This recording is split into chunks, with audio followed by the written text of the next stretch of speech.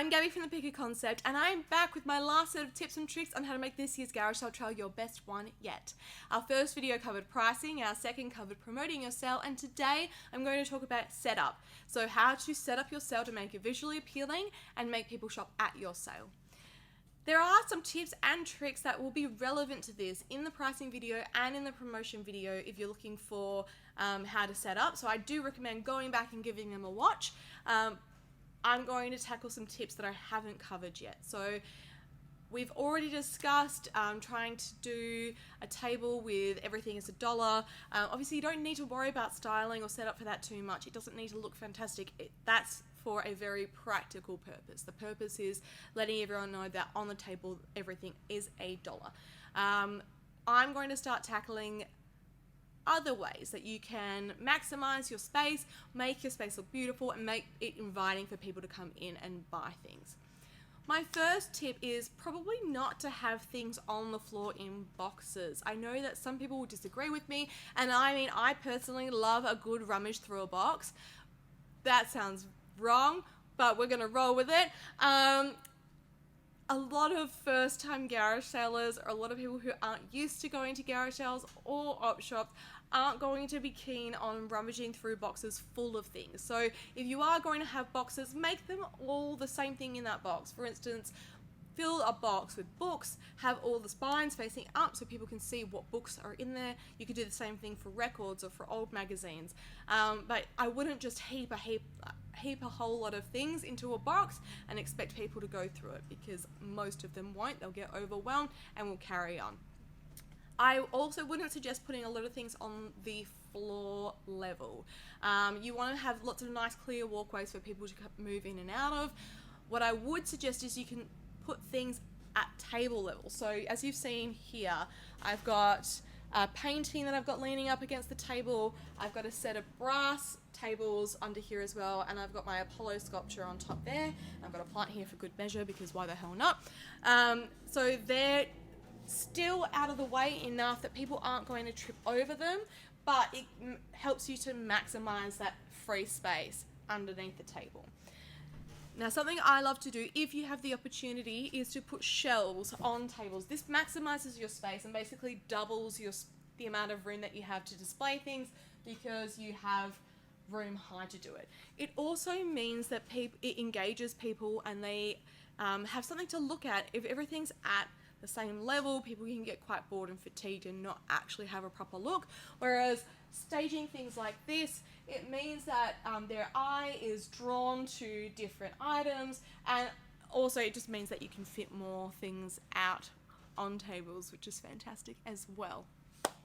I also like to try and group like things together. They don't have to be the same price, but if you can have a look at this one. So I've got a lot of vintage ceramics, vintage cameras, I've got some brass copper pieces, and I've got some candelabras and stone. So I've tried to stagger it. So my vases and ceramics follow a pattern, a diagonal. All of my drinkware is down the center and then parallel on the ends. And then I've slotted things in around there. I've done the same thing with the cameras as well. So I've started at the top and done a diagonal down. 2 of the cameras were in boxes and 2 of the others were in cases, and I actually did take them out of the box and the case. So because people often don't open things to have a look and see what is inside, and it's potentially something that they're looking for that they would not have realized exists, especially if there is a lot of stuff to look at. If you have highly collectible items and they're in the box, I wouldn't recommend taking them out of the box, obviously, because it diminishes the value.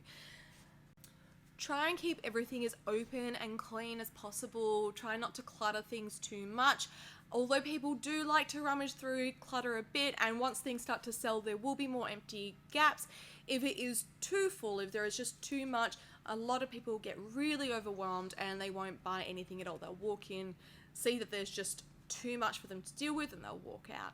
I will suggest as well, if you have the opportunity to set up your stall the night before, so the Friday or the Saturday night, depending on which day you're doing the sale, please do it, because it just saves you such a headache in the morning having to get everything organized. It means that you have more time to set it up nicely, and it's just, yeah, easier for you, less hassle on the day. You get to just sit back and enjoy it a little bit more. If you don't, that's totally cool too. What I would suggest is having things in boxes, so not for display, but so that when you pull your tables out into your driveway the next day, you have everything for that table in a box ready to go, and you can just pull them out of the box onto the table and you're set. The other thing I would suggest is if you have big pieces of furniture, I would put them towards the end of your driveway as opposed to keeping them in your shed on the day, because if someone buys them, it's going to be really hard for them to navigate around lots of people and lots of potential breakables and other items to try and get that furniture piece out to load it into their car. I think I've about covered everything I want to cover today. I'll include a little video on how I set this up. It'll be a little time lapse if you're keen on that kind of thing. I always like to have a sticky beak at everyone's process. And if you have any questions, comment and I will jump on and I'll answer all of your questions for you. I hope you guys have an amazing Garage Sale Trail weekend. It's been a pleasure talking to you and imparting some of my wisdom, and I look forward to seeing you again in the future.